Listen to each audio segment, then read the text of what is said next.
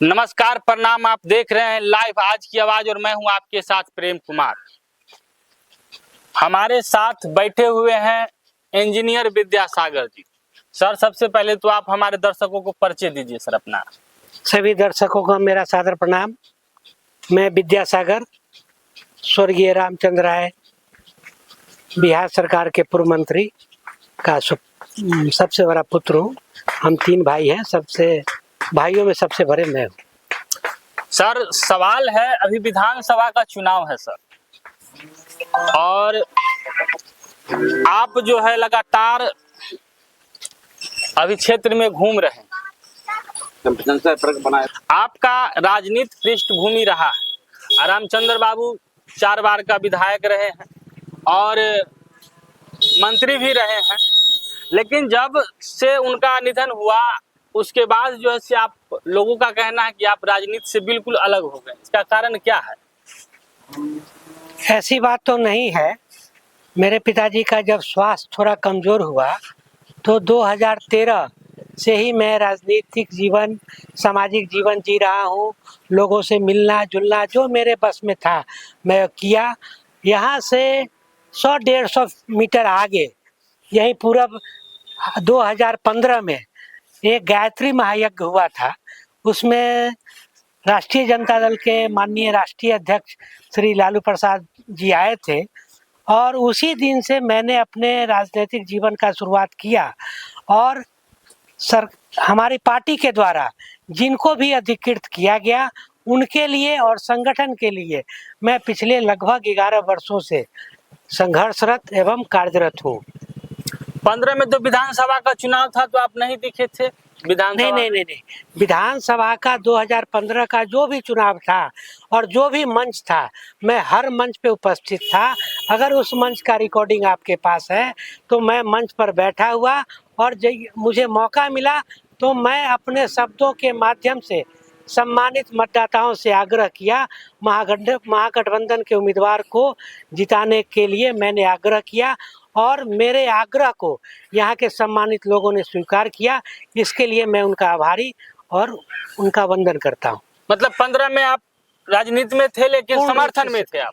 नहीं, मैं 15 हम में समर्थन करते हैं महागठबंधन। जी, मैं 15 में मेरी इच्छा थी कि पार्टी मुझे भी उम्मीदवार बनावे। किसी कारण से मुझे मौका नहीं मिला।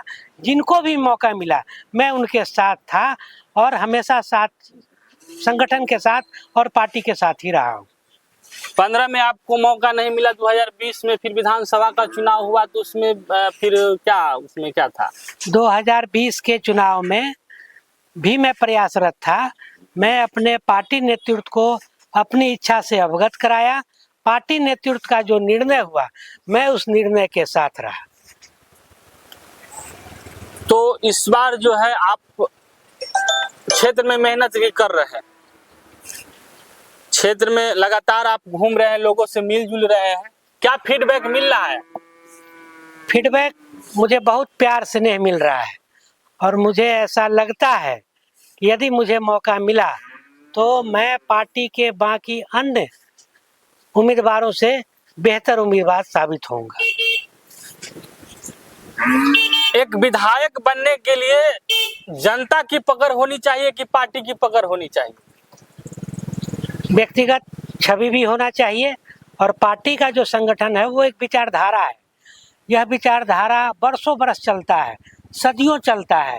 जैसे यह जो भूमि है समाजवाद की भूमि है। यहाँ हमेशा से जो लोगों के संपर्क में जो धरातल से जुड़े हुए लोग रहे हैं उनको हमेशा से यहाँ के लोगों का मान सम्मान सहयोग मिलता रहा है। हमारे पिताजी को यहाँ के लोगों ने 4 बार 20 वर्षों तक विधायक बना के रखा और लोकतंत्र के माध्यम से उन लोगों ने जो मेरे पिताजी को ताकत दिया, उस ताकत के बदौलत, उस शक्ति के बदौलत उन्होंने अपने बुद्धि विवेक से कई अच्छे कार्य किए जो इस विधानसभा क्षेत्र के लिए पत्थर साबित हुआ है। जैसे यहाँ अपना महनपुर में प्रखंड का निर्माण, महनपुर प्रखंड, यहाँ अस्पताल का निर्माण, पानी टंकी का निर्माण, बहुत सारे सड़कें थे जहाँ टोला मोहल्ला तक जाने का रास्ता का अभाव था। उसको उस समय जितना साधन और सुविधा था उसी आधार पे उन्होंने बड़ी सही ढंग से सजाया और संभाला है। पूर्व में रामचंद्र बाबू के बाद जो विधायक बने और अभी जो स्थिति है इसमें जो है आप पूर्व में जो विधायक थे उनसे बेहतर क्या करना चाहते हैं जो आप आ गए राजनीति में? मेरे पिताजी कहा करते थे कि मोहद्दी नगर के लोगों का हमारे परिवार पे एक कर्ज है। मोहद्दी नगर के लोगों ने मेरे पिताजी को 20 वर्षों तक विधायक बना के रखा और इसी मोहद्दी नगर के धरती के कारण पूरे बिहार में, उस समय बिहार और झारखंड एक था, 324 विधायक चुन के आया करते थे। उन 324 विधायकों के बीच में पिताजी का एक मान सम्मान, झारखंड जो अभी कहलाता है, मतलब पुराना बिहार में मान सम्मान था। वो मान सम्मान ये इस जमीन से ही मिला था मेरे पिताजी को। तो पिताजी यह महसूस करते थे कि मोहद्दी नगर के लोगों का मेरे परिवार पे, मेरे पिताजी के ऊपर एक ऋण है। वह ऋण तभी अदा हो पाएगा जब पिताजी के बाद पिताजी के द्वारा बनाए गए रास्ता, सिद्धांत और स्वभाव पे चल के एक बार फिर से मैं यदि यहाँ सेवा करने में सफल रहा तब मुझे ऐसा लगेगा कि मैं अपने पिताजी का सुपुत्र होने के लायक अपने आप को समझूंगा।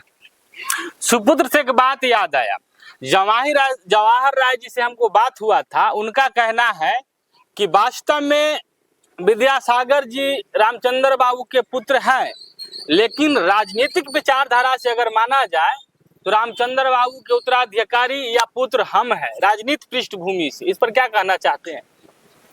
बिल्कुल सही आप करें। तो मेरे पिताजी पे स्वर्गीय रामचंद्र राय जी के ऊपर जितना अधिकार मेरा था उतना ही अधिकार मोहद्दी नगर के एक एक व्यक्ति का है।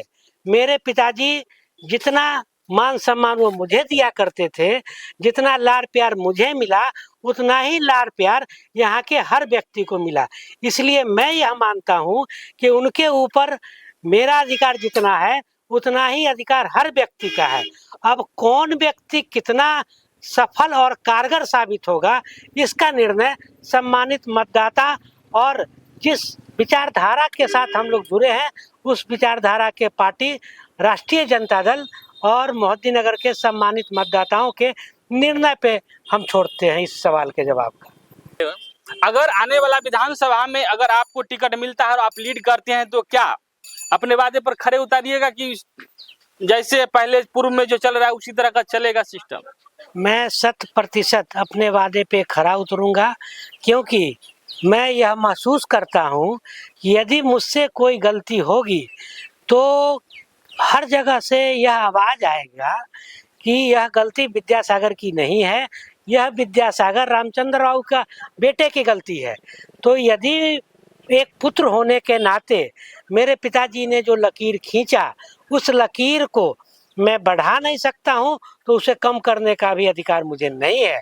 इसलिए मैं हमेशा, मेरा यह प्रयास रहेगा कि उन्होंने जो लकीर खींची उस लकीर को और मजबूती प्रदान करें और उस लकीर को और लंबा करें।